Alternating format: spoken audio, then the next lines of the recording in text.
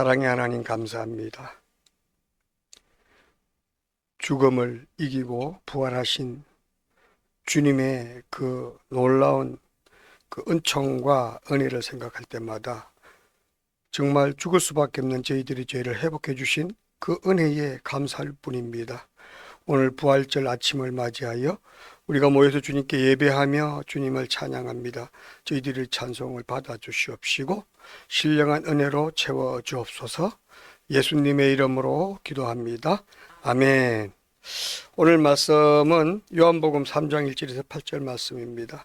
천국 문을 여는 맞는 키, 이렇게 제목을 한번 잡아봤습니다. 오늘은 우리 주 예수 그리스도께서 죽음을 이기시고 부활하신 영광스러운 아침입니다. 주님의 부활을 기뻐하며 감사 예배를 드릴 수 있음에 정말 감사할 수밖에 없습니다. 다시 사신 부활의 승리, 그것은 곧 우리 생명의 어때요? 영원한 생명의 보장을 받았다는 그런 확정된 증거입니다. 저는 매주 목요일이면 대학 캠퍼스에서 예수님의 부활의 소식을 학생들에게 전하곤 합니다.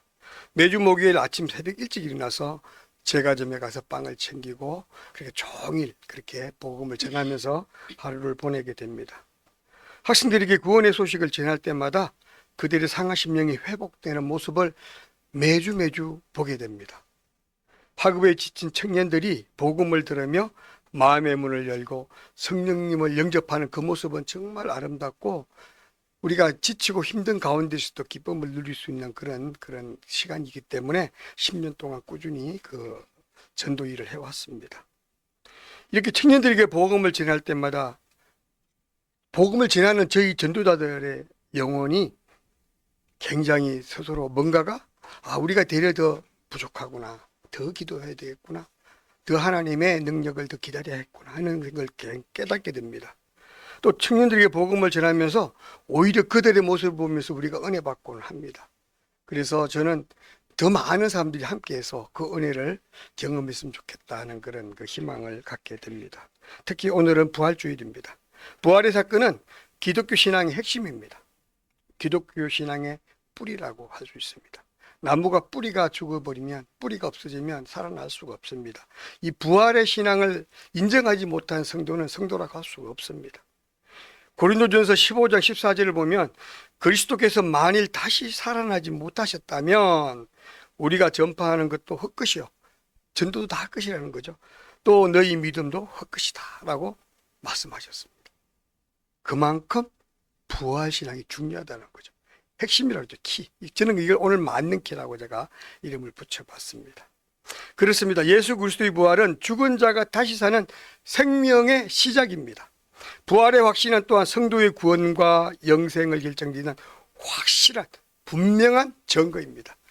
이것을 믿는다면 당연히 내가 부활됐음, 내가 새 생명을 얻을 수 있었음을 인정할 수 있다는 거죠.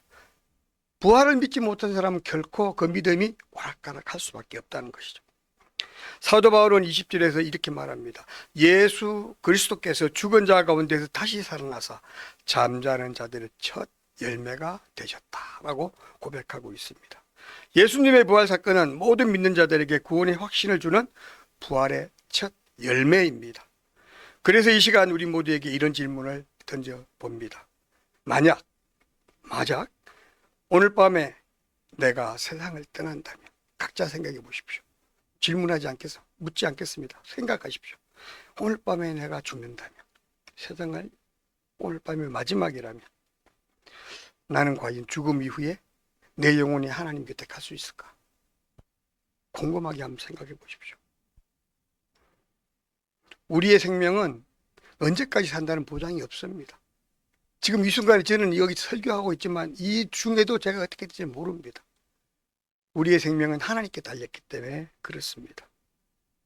이 시간 나의 죽음에 대해 아주 진지하게 심각하게 한번 생각해 봤으면 좋겠습니다. 각각 개인의 사정에 따라서 제각기 다른 반응을 보일 수 있을 거라고 생각합니다. 나는 그동안 교회도 열심히 나왔으니까, 헌금도 아주 그냥 부지런히 빼먹고 했으니까, 나는 틈나는 대로 복음을 전했으니까, 세상에 불쌍한 사람들 볼 때마다 봉사했고 헌금했고 그래들 전도하고 도와주고 했으니까 선행을 많이 했으니까 나는 천국 갈 거야. 그렇게 생각하는 사람도 있을 수 있겠죠.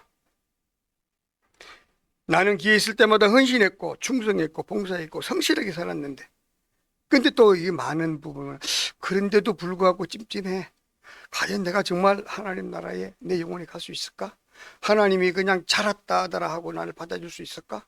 아이고 잘했다 우리 딸아 하고 받아줄 수 있을까? 한번 곰곰하게 생각해 봤으면 좋겠습니다. 저는 솔직히 어떨 때는 가끔 자신 없을 때도 있어요. 그러나 말씀을 믿으면서 확신하게 됩니다. 나는 구원받았다. 오늘 본문을 보면 니고데모도 우리가 똑같은 이렇게 고민을 하고 있는 것 같아요.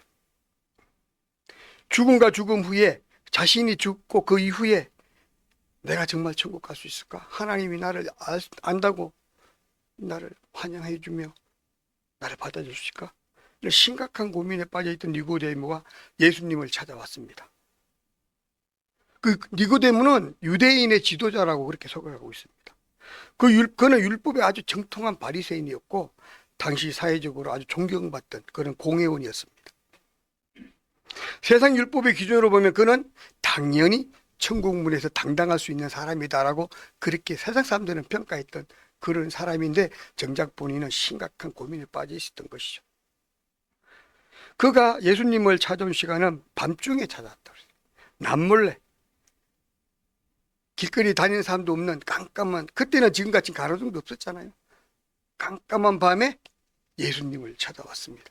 깊은 밤에 찾아왔어요. 왜 그랬을까요? 창피하니까.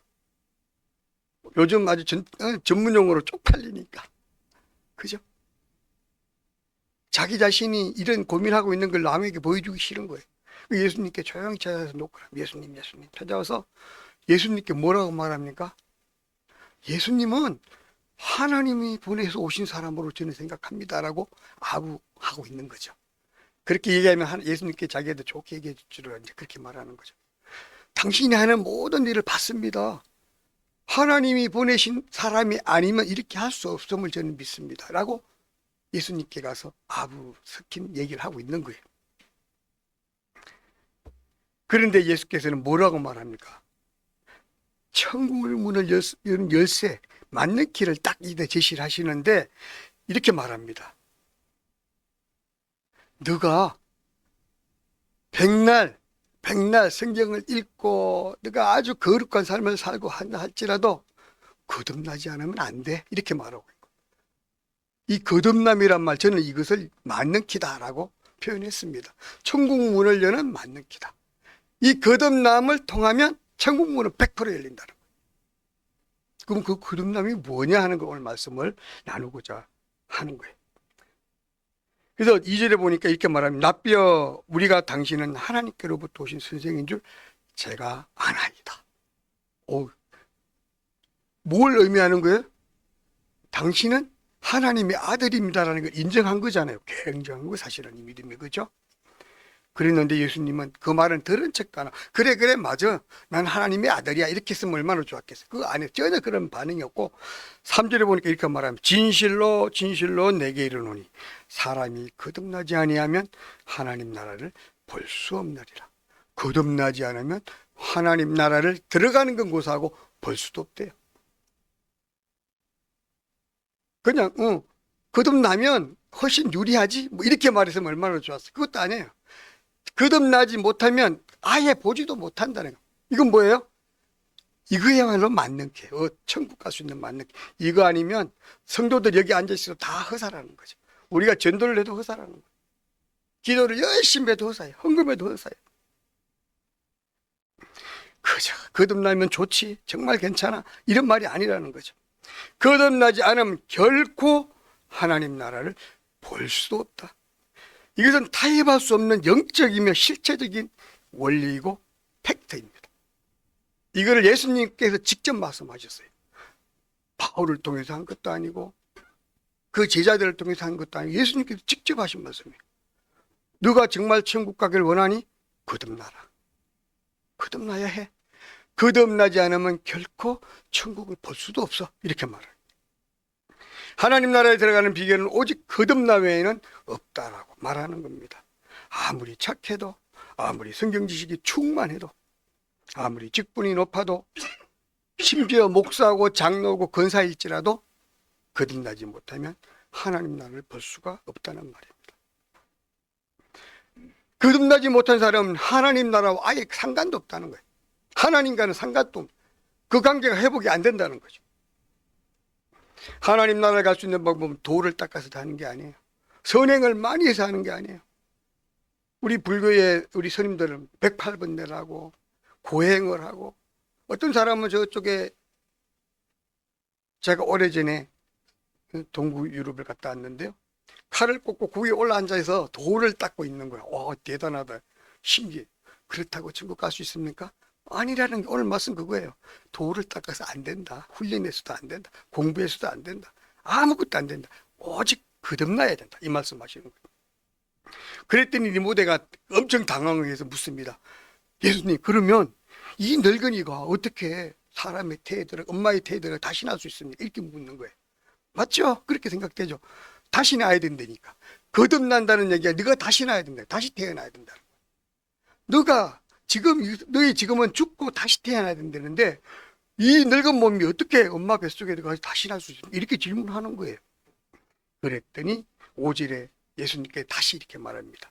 사람이 물과 성령으로 거듭나지 아니하면 하나님의 나라에 들어갈 수 없다. 굉장히 구체적으로 말씀하셨어요. 이제 아까는 거듭남만 얘기하셨는데 거듭남의 방법을 말씀해 주시는 거예요. 뭐라고요? 물과 성령이다. 물과 성령으로 거듭나지 않으면 결단코 하늘나라에 들어갈 수 없다라고 그렇게 말하고 있습니다. 여러분들, 이 물과 성령에 대한 의미가 굉장히 중요합니다. 물은 씻음입니다. 깨끗함, 세탁. 물이 아니면 결코 세탁될 수 없죠. 이 물의 의미, 여기서 말씀하신 예수님의 말씀은 우리의 죄를 깨끗하게 씻지 않으면 안 된다. 회개하지 않으면 안 된다. 깨닫지 않으면 안 된다. 교만하면 안 된다. 건방지가 안 된다. 많은 사람들이 자기는 깨끗한데 남을 헐떡고 비난하고 그런 사람 너무 많아요. 안타까워요. 그 마음이 편하지 않아. 계속적으로 그 사람을 공격하고 있어요. 왜? 억울하니까. 그 사람 때문에 내가 아프다고 생각하니까 계속 공격을 하는 거예요. 말로. 자기는 공격하지 않는다 그러면서 공격을 해. 이건 뭐예요? 용서하지 못함. 회개하지 못함. 회개의 첫 번째는 먼저 용서죠. 먼저 용서하지 못하면 회개가 갈 수가 절대 없습니다. 내가 그 아픔을 그대로 안고 있으면서 그분을 그렇게 아파하고 있으면서 욕하고 있고 싫다고 있으면서 하나님 제 죄를 용서해 주십시오. 그러면 하나님 뭐라고 바랄 거예요? 그래, 용서해 줄게. 그리고 기다리시는 거예요. 얼마만큼 기다립니까? 정말로 회개할 때까지. 정말 깨어질 때까지. 과거의 내 사람, 세상의 삶이 다 버릴 때까지, 내 자아를 버릴 때까지, 내 욕심을 버릴 때까지, 내 교만을 버릴 때까지, 내 이기심을 버릴 때까지, 나의 자존감을 완전히 포기할 때까지 기다리시는 거예요. 그때 그래 됐다. 이제 내가 너를 용서하마. 그게 회개의 시작이고 마지막이에요. 이 회개가 안 되면 결단코 주여 주여 저를 용서해 주십시오. 그것으로 회개 끝나는 게 아니라는 거죠. 내가 진짜로 그 회개에 대한 어때요? 내 태도와 자세가 바뀌어야 된다. 생각이 바뀌지 않으면 안 된다는 거죠. 그래서 물로 깨끗하게 씻는 얘기는 나의 죄를 온전히 회개하고 나의 교만함을 완전히 무너뜨리고 하나님 앞에서 완전히 나의 존재를 어때? 포기하는 상태. 이 상태 사람은 당연히 내 삶의 모습은 겸손해질 수밖에 없고 낮은 곳에 임할 수밖에 없고 다른 사람을 섬길 수밖에 없고 어떤 사람도 용서할 수 있고 그렇게 된다는 것이죠. 이게 바로 예수님이 보여주신 회개의 기준이고 예수님이 말씀하시는 그런 기준이라는 거죠. 물과 그리고 성령으로 거듭나요. 성령은 또 뭡니까? 하나님의 영, 예수님의 영이 우리에게 와야 된다는 거예요. 예수님이 올라가시면서 너희들 기다려라. 다른 가지 말고 기도하면서 기다려. 언제까지? 내가 다시 보내주실 성령을 기다려라. 실제로 어때요? 120명의 성도가 기다렸잖아요. 그랬더니 어느 순간 있죠? 10일째 되는 날 놀라운 역사가 나타납니다. 성령이 불같이 바람같이 나타납니다. 불같이 바람같이. 여기서 말하면 바람같이란 말은 뭘까요? 여러분, 바람이 보입니까? 바람이 어떤 건지 알 수 있습니까? 우리는 몰라요. 보이지 않아요. 그래도 알 수 있어요. 바람이 부는구나. 왜? 내 머리카락이 날릴 때 바람이 부는구나. 되게 시원해졌어. 바람이 부는구나. 나뭇잎이 날아가. 바람이 불고 있구나. 그죠? 태풍이 오면 어떻게 나무들이 막 쓰러지고 무너지고 태풍이 왔구나. 바람은 징조, 이 되어지는 모습을 보지 않으면 볼 수가 없어요. 그리고 예수님이 그럽니다. 8절에서 바로 영 그것이다. 너가 성령으로 거듭나야 되는 방식은 바람과 같이 생각해라. 그럼 뭘로? 나뭇잎은 뭡니까? 내 삶의 모습이, 내 삶의 모습, 내 입술에 나오는 말, 내 표정, 그리고 내 행동, 내가 누굴 진짜 용서하는지, 끝까지 그야말로 못 잡아먹어서 난리치는지, 그 사람이 나를 때리더라도, 그 친구가 나를 무너뜨리더라도 내가 인내하고 참을 수 있는지, 그게 내가 꼿꼿하게 살아있는 사람은 결코 용서할 수 없죠. 말도 안 되지. 이 사회적인 기준, 세상의 기준은 뭡니까? 오른 눈을 때리면 왼손, 그죠? 우리는 변하지 않으면, 성령으로 변하지 않으면 아무것도 할 수 없어요. 내 생각이 바뀌고 내 삶의 주인이 바뀌는 이런 것을 말하는 거거든. 나를 내려놓지 않고 내 삶의 주인이 바뀔 수 있나요? 당연히 내가 내 삶의 주인이지. 한 푼도 손해볼 수 없죠. 누가 나를 사기를 치려고 그랬다 그러면 용납할 수 없죠. 10원도 용납할 수 없죠. 우리의 모습이잖아요. 그런데 그것을 뒤집으라는 뒤집어.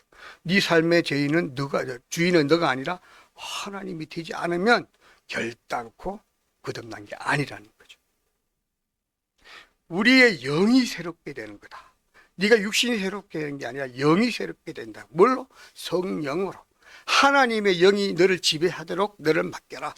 예수님의 영이 너를 지배하도록 너를 맡겨라. 그것이 바로 성령이 지배하는 삶이고 성령이 충만한 삶이고 성령님이 나와 함께하는 삶이라는 거죠. 그렇게 되기 전에는 결단코 천국에 들어갈 수 없다는 거예요. 우리는 이걸 재창조, 내 인생의 재창조, 내 삶의 재창조. 신기하게요. 신기하게 사람이 성령이 나를 지배하게 되면 다 바뀌어요. 좋아했던 게 달라져요. 신기해. 음식도 달라져요. 사람들 보면 내 표정이 달라져. 항상 기뻐, 즐거워. 누가 나를 툭 치도 웃어. 왜 그러냐면 그거 별로 나쁘지 않아.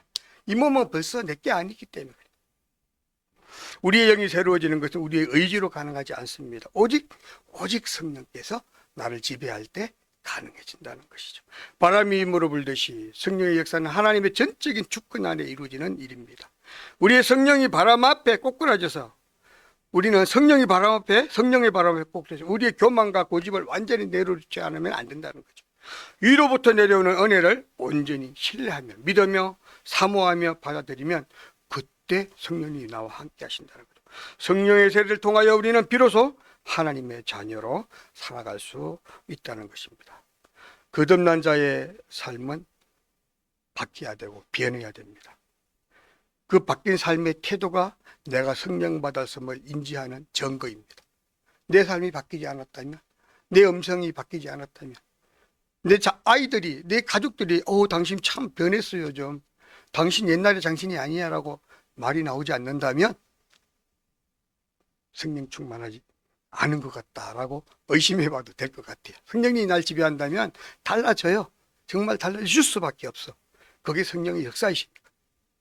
바람은 보이지 않지만 흔들리는 나뭇잎을 보고 바람의 존재를 알 수 있는 것처럼 내 태도, 내 생각, 내 행위를 통하여 예수님의 향기가 난다면 그분은 100% 성령의 역사를 어때요?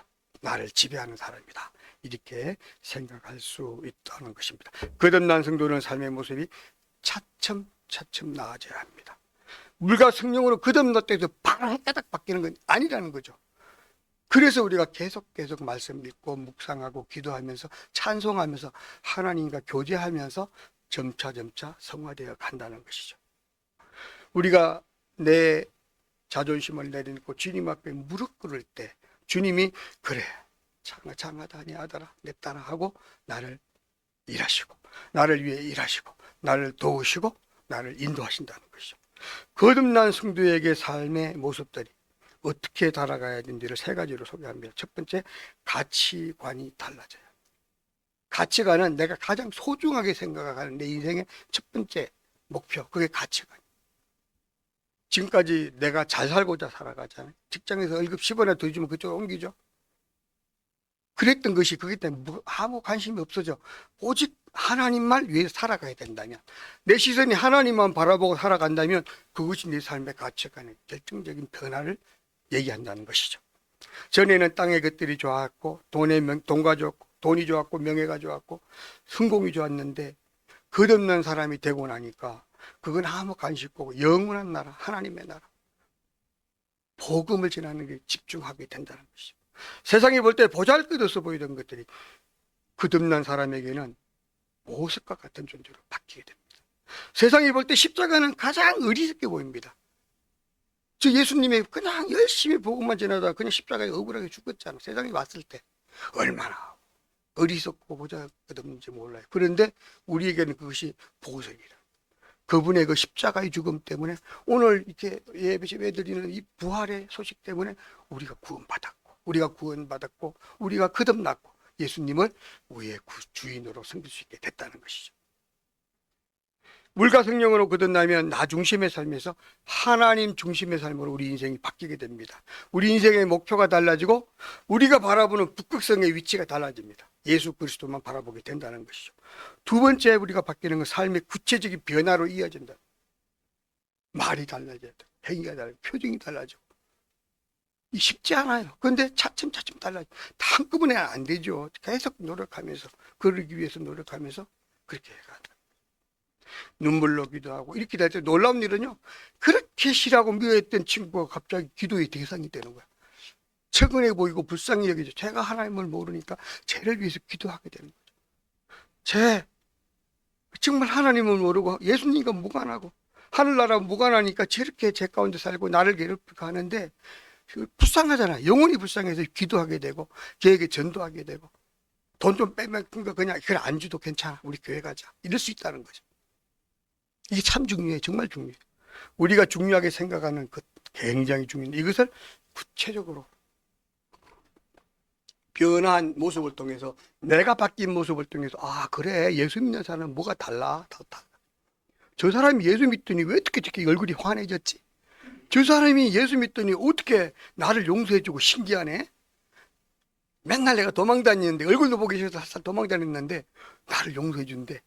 커피 사준다고 나오래. 그렇다면 그게 바로 전도의 무기가 된다는 거죠. 내가 변하면 전도를 할 수 있게 된다는 거죠. 원수 같던 그를 위해 축복해주면 기도할 수 있는 사람. 고난 중에도 하늘의 평화를 누리는 담대함이 있는 사람. 삶의 모습이 성령님의 임재를 통해서 변화된 그 삶의 모습이 모든 사람에게 좋은 선한 영향을 끼치게 되면 그것이 바로 내가 어때요? 구원받았다라는 바람이 임의로 불되 나뭇잎에 흔들리는 거 보고 존재를 알듯이 내가 성령 받았구나. 하나님 나와 함께 계시는구나를 깨닫게 된다는 것이죠. 이제 말씀을 마무리합니다. 사랑하는 성도들께 다시 한번 묻겠습니다. 만약 오늘 밤에 주님께서 내 영혼을 취해 가신다면, 오늘 밤에 주님께서 나를 오라고 하신다면 나는 기쁜 마음으로 하나님께로 갈 수 있는 사람인지, 아직은 조금만 더 있었으면 좋겠다고 생각하는지, 하나님 조금만 더 기다리세요. 내가 한 2살이라도 전도하거든. 그때 데려가세요. 내가 선한 행위도 조금 더 하게, 기도도 좀 더 하고 말씀도 좀 더 있고 그때 좀 저를 불러주세요. 그런 사람인지 아니면 주여 감사합니다. 지금 즉시 가겠습니다. 이럴 수 있는 사람인지 한번 돌아봤으면 좋겠습니다. 밤중에 예수를 찾아왔던 니고데모는 어떻게 봤겠죠?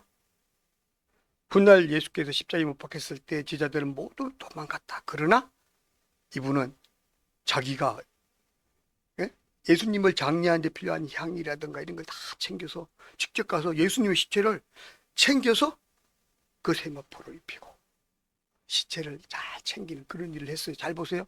다 무서워서 도망가서 제자들도 다 도망갔는데 이 니고데모는 두렵지 않았다는 거지. 예수님에게 내가 무엇을 해드릴까? 마지막 그 순간 십자가에 시체를 챙겨서 돌보는 일을 했다는 것이죠.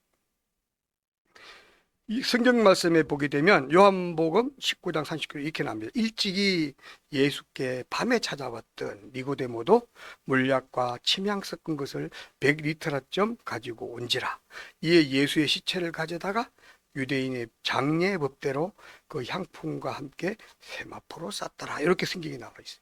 니고데모가 어떻게 바뀌었습니까? 그때만 해도 쭈삣쭈삣한 니고데모, 이제는 당당하게 나는 죽어도 괜찮다. 죽으면 죽으리라. 왜? 내가 죽으면 예수님께 돌아갈 것이니까. 당당한 사람으로 바뀌었다는 것이죠. 이게 바로 끝없는 사람의 모습이에요. 니고데모는 두려움을 이기고 예수의 시신을 수습하는 믿음의 거장이 되었습니다. 진짜 거듭난 사람이 됐던 것이죠. 그의 삶의 가치관은 완전히 변했습니다. 우리도 모두 니고데모처럼, 이 사람처럼 천국 열쇠를 소유할 수 있는 그런 성도가 다 되었으면 좋겠습니다. 오늘 여러분의 손에는 어떤 열쇠가 쥐어져 있습니까? 세상 사람의 관점에서 성공이라는 열쇠, 저는 그것을 감히 가짜 열쇠라고 말하고 있습니다. 그것을 붙잡으려고 아웅다웅 애를 쓰고 있다면 저는 가능하면 빨리 놓기를 원합니다.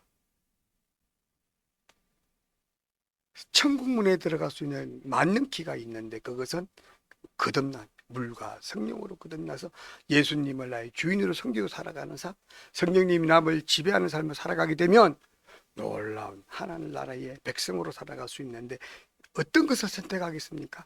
가짜 열쇠를 선택하겠습니까? 만능 열쇠를 선택하겠습니까? 여러분들 개인의 선택에 달린 문제입니다. 구원은 내 선택에 달렸습니다. 하나님은 문을 열어놓으셨어요. 구원의 문은 모두에게 활짝 열려 있는데 내가 어떻게 선택하는 것에 따라서 누구는 맞는 길을 지고 들어가게 되고 누구는 가짜 길을 지고 헤매게 됩니다. 여러분들 잘 선택하시기 바랍니다. 우리의 삶을 변화시킬 성령의 역사를 사모하는 사람이 됐으면 좋겠습니다. 세상의 가치를 버리고 하늘의 가치를 선택하는 사람이 됐으면 좋겠습니다. 거듭남이 없이는 결코 하나님 나라를 볼 수가 없다고 말합니다. 이 시간 거짓의 탈을 벗고 주님 앞에 바로 서시기 바랍니다. 주님 나를 물과 성령으로 거듭나게 하옵소서. 천국의 열쇠를 소유하게 하옵소서. 우리의 시선이 천국을 바라보며 담대히 나갈 수 있기를 기도합니다. 자, 우리 다 같이 이 시간에 조용히 묵상하면서 1분만 기도하고 예배를 마치도록 하겠습니다. 주여.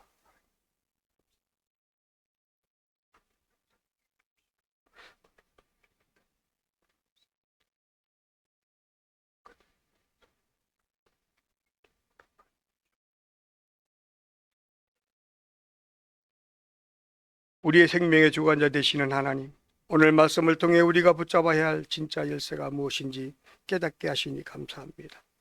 흉내만 내는 그리스도인이 아니라 성령으로 거듭난 새 사람이 되게 하옵소서. 우리의 낡은 가치관을 깨뜨리고 오직 주님의 나라와 의를 구하는 삶으로 변화시켜 주옵소서. 오늘도 부활주일 감사 예배를 드리고 있는 우리 모두의 영혼을 새롭게 하옵소서. 이 예배를 통해 우리 모두 거듭남의 확신을 얻게 하옵소서. 예수 그리스도 이름으로 기도합니다. 아멘.